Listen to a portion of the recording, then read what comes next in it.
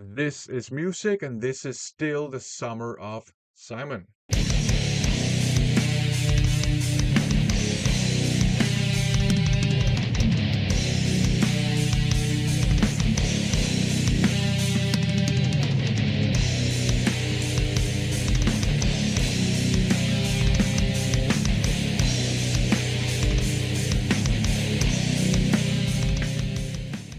Welcome to another first impressions video. In these videos, I share with you my first impressions of the many blind buys I've picked up lately. However, this is an episode in a sub-series that I call the Summer of Simon, and it's even season 2 of the Summer of Simon. And in this season of this sub-series, I follow up on two incredibly generous VCLTs I was sent by none other than Simon himself, the Wonder Wang from the Pieface channel. That's right, he sent me two massive boxes of CDs, and I finally had the time to listen to all the CDs. And in these videos, then, I share with you my impressions of those CDs. I have a handful of CDs to talk about in this video. Let's just get down to business. It's going to be a bit of a mixed bag. We will start out with some death metal. This is Morbus. This is meat and potatoes death metal, straightforward, straight up death metal, no nonsense, no frills.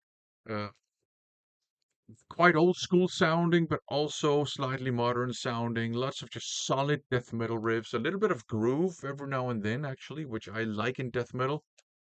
Not very innovative, but it doesn't have to be. This is excellent, solid death metal, the way I like it and the way many other people like it. So there you go. Morbus, very enjoyable. Next, we have this one here, Mouth of the Architect. Uh, and the cover artwork looks like this. I do have the Digipack stored safely somewhere else. So there you go. This is some kind of sludge metal. I'm not a big fan of sludge metal. Uh, this is interesting though, because while it has your typical sludge metal trappings, slower riffs, uh, kind of an emphasis on noise and kind of not very pleasant sounding music, which is what sludge metal is all about. The approach to the vocals is actually quite interesting. They have this kind of like multi-layered approach where they have harsh vocals, but they almost have like layers of harsh vocals on top of each other. So it's kind of like a choir of harsh vocals. And it's artistically very interesting, but I'm not sure that it works for me. It actually ends up being a little bit annoying every now and then. But, you know, I'm sure there are lots of people who will absolutely love this. It just didn't click with me. I will have to give it a lot of more spins and then maybe eventually it will click. Up next, we have this one here, Muck or MUCC. Uh, 6 is what it's called. This is a Japanese rock metal band. Um, Before this, I had only heard one song of theirs, and that was a song called Honey. And the only reason why I knew that song was that Bandmate covered it. And, in all honesty, I think the cover version is better than the original, but the original was interesting. So I was very intrigued to receive this. Um, Guess I have to show it like this. Um, Anyways, so this is really cool. I really enjoyed this. It's kind of groove metal and kind of new metal, but not too much. But you have those kind of groovy riffs that you would hear in a lot of new metal back in the day. There's definitely an influence from Slipknot. And while I have to be honest, I'm not interested in Slipknot, just doesn't do anything for me. Uh, there's just enough, but not too much Slipknot influence on this one that it's actually pretty cool. You got some hints of industrial metal. You got a little bit of alternative metal as well. You even have a little bit of thrash.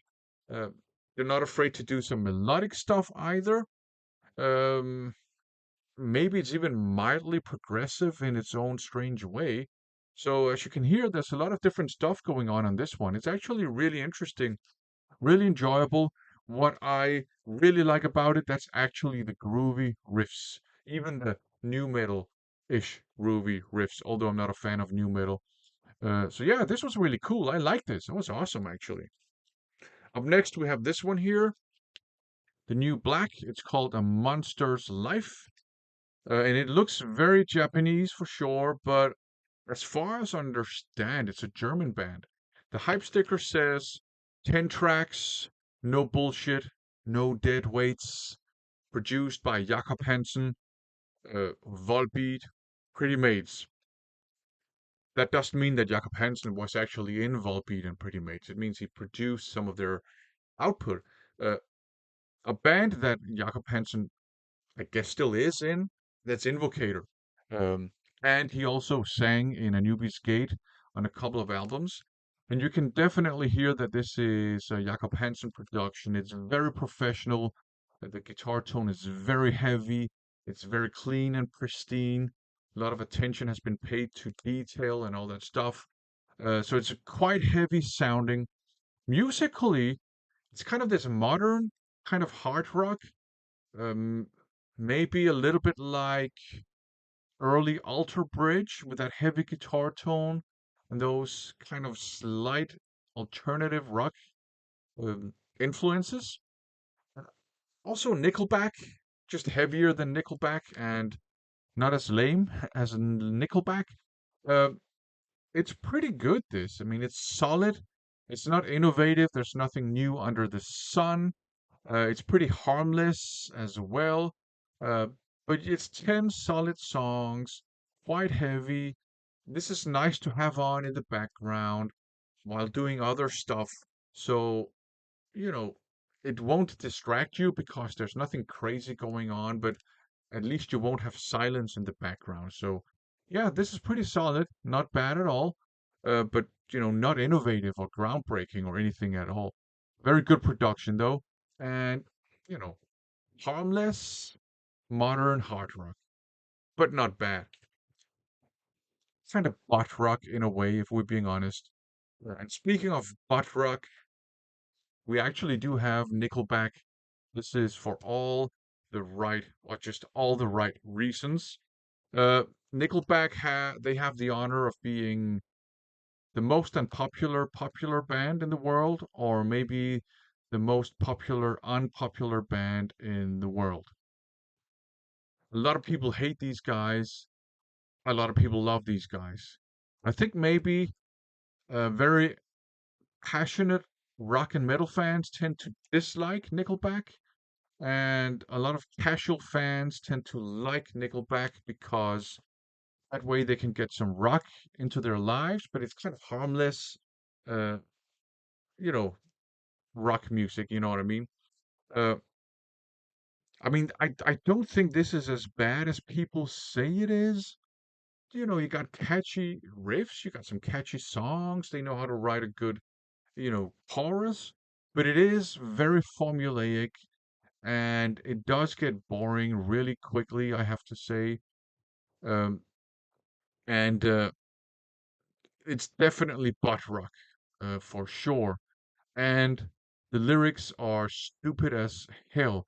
Some of the dumbest lyrics I've ever heard. Or maybe they are poetic masterpieces and I'm just too stupid to get them. I'm not going to exclude that possibility. So this is not great, but it's not as bad as people say it is. It's just boring butt rock, you know what I mean? That said, I kind of enjoyed it for how silly it is.